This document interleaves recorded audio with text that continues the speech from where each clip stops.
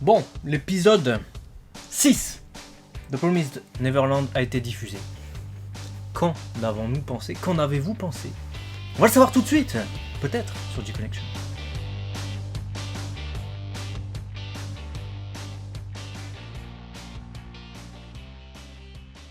Alors, cet épisode 6, qui fait suite donc à la révélation de Rey, qui était la taupe qu'on a vu dans l'épisode 5, Dawn et Gilda qui disent « Ah ouais, alors comme ça, ah ouais d'accord, on nous fait pas confiance. » Dawn, je le vois parler comme ça.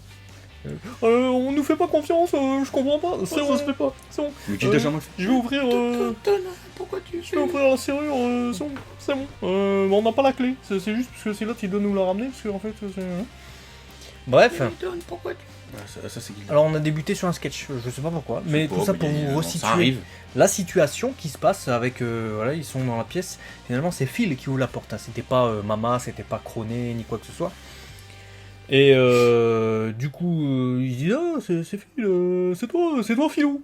Bah dis donc. Ouais. Et M'en doutais.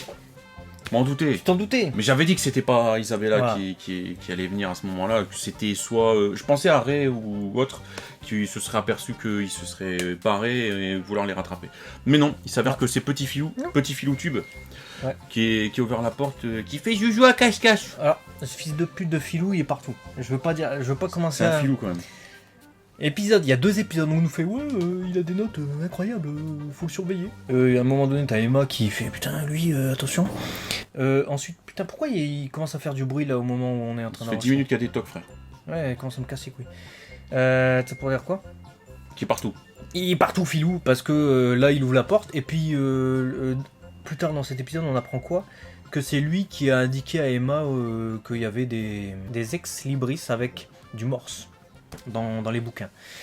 Il y a Il y a partout. beaucoup de trucs qui tournent autour de Filou, quoi. Filou, et c'est pas de nous filouter, hein. On t'a à l'œil, fais gaffe.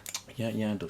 Il y En a tout un cas, dos, pour revenir au début de cet épisode avec Filou, s'avère que donc Filou rentre dans cette pièce secrète pour jouer à cache-cache, donc il en aurait eu connaissance, ou que sais-je. Comment il a pu se dire, tiens, je vais rentrer là-dedans pour jouer à cache-cache? Alors c'est pas la pièce secrète, hein. Il rentre dans la pièce, dans la chambre de maman en fait, Voilà, mais je suis pas persuadé que ça soit l'endroit à aller de base, pour se cacher. pour se cacher, quand t'es sain d'esprit. Tu vois, en fait, c'est le réflexe que je me suis dit. Filou, t'essaies de nous filouter. Je me suis dit, pourquoi il rentre là-dedans, Filou, pour jouer à cache-cache? Je me suis posé la même question. Dégommer, enfin, il va... Bah, je me suis posé la même question, mais un peu plus tard dans l'épisode, t'as le petit qui récupère la clé, tu sais, parce qu'il laisse la clé, Dawn et Gilda laissent la clé pour faire genre Isabella l'a perdue, alors que à un moment donné dans l'épisode on voit Dawn lui voler la clé pour la pièce secrète. Et donc c'est un petit qui la ramasse la clé, et pas la clé, parce que sinon il va au tableau, pour la donner à Isabella. Et donc il rentre de lui-même comme ça, dans le normal, dans la pièce d'Isabella, t'as remarqué aussi? Donc là je me suis dit, ah bon, peut-être c'est un moulin, j'en sais rien, mais... Il y a un truc. Ouais. Il y a un truc. Filou, il y a un truc. Et donc Gilda et Dawn qui ont découvert les frasques d'Isabella, puisqu'on retrouve tous les doudous, on retrouve tous les jouets, tout ce que les anciens, malheureusement... SNES, PlayStation 3, T'imagines? 360, tout est Ils là, ont claqué du jeu. ils ont et tout. rien embarqué. Moi je trouve pas ça normal, Ça se fait pas. ça se fait pas. Tu l'as vu? T'as vu le même épisode que nous, je pense. Ouais. Toi, tu l'as vu. Non, mais tu l'as vu? Non, mais c'est assez bizarre cette scène. Pour être sérieux, tu vois tous les jouets des enfants que tu sais Mort. être morts, Dead. être partis, et c'est glauque, en fait. Quand tu sais ce qui leur est arrivé, que tu vois tout ça, tu te dis, ouais, il y a un truc bizarre, quoi. La meuf, elle est là, elle est responsable de tout ça, et au KLM, elle continue Elle son les garde. truc, elle les garde, et comme des trophées, comme Ouais. des... Je sais pas, donc c'est très bizarre. Donc, à ce moment, donc, Dawn pète un câble parce qu'il comprend qu'en voyant Little Bernie, c'est que Connie, malheureusement, n'est plus. Il y a un dos derrière.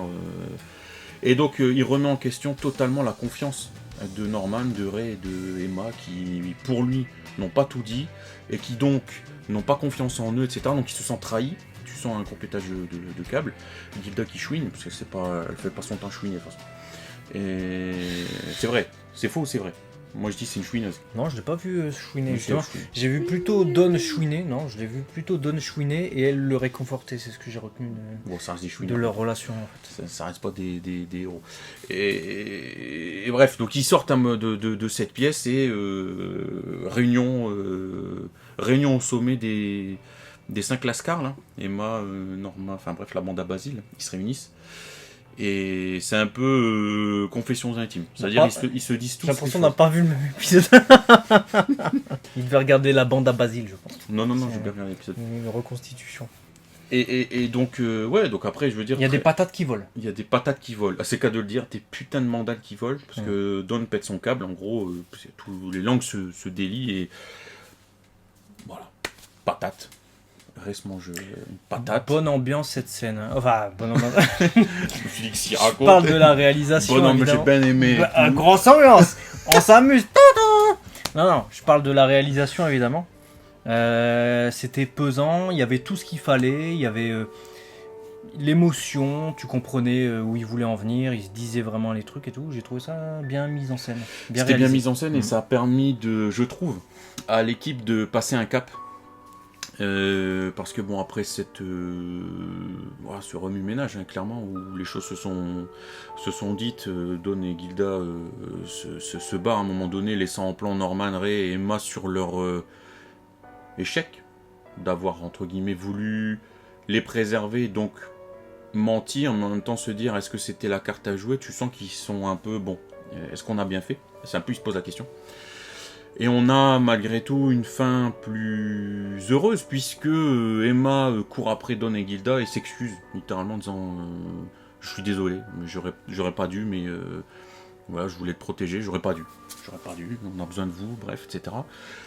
Norman arrive, pareil, il poursuit les excuses, etc.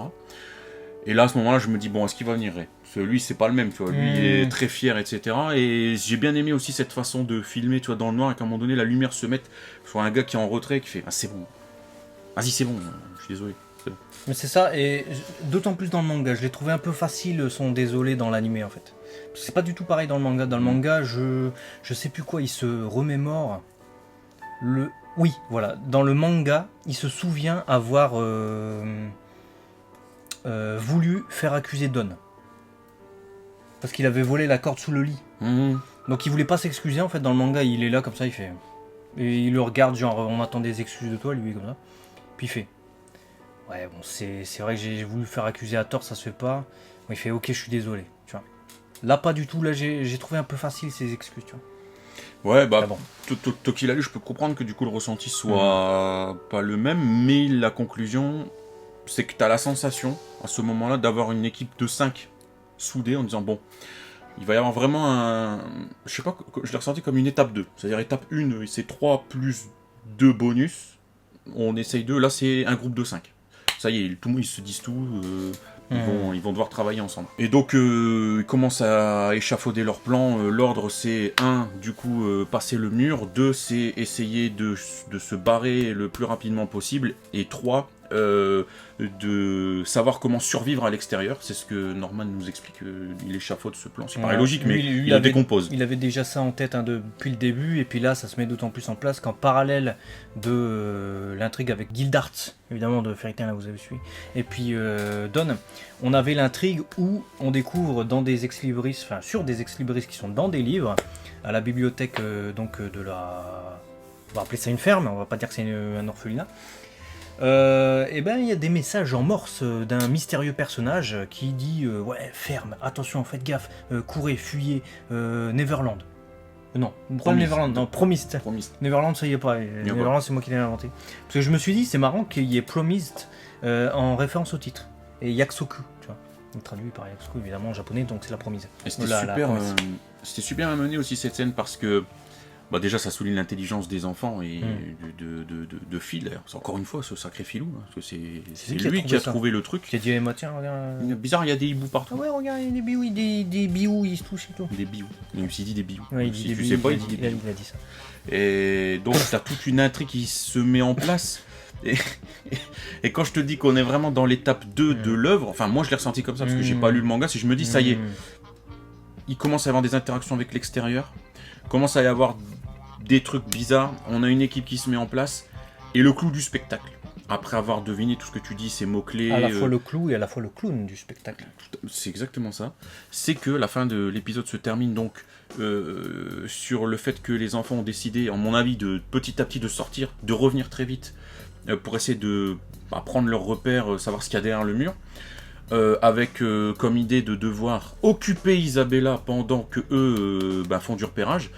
Et là, à ce moment-là, tu te dis, ah ouais, punaise, il y a deux qui vont se mettre en place. Et là, d'un coup, Don qui fait, je vous ai trouvé, haha, machin, et toi, tu fais, non, qui c'est le fou là? Qui c'est le fou là?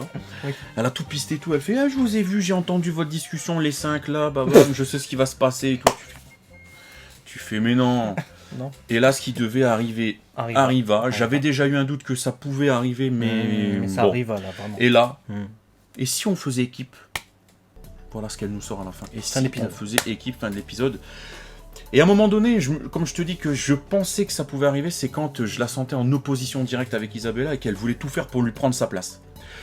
Et à un moment donné, ça m'était passé par l'esprit de me dire, elle va tout faire peut-être pour accuser Isabella de mal gérer les trucs, peut-être en les aidant ou je sais pas.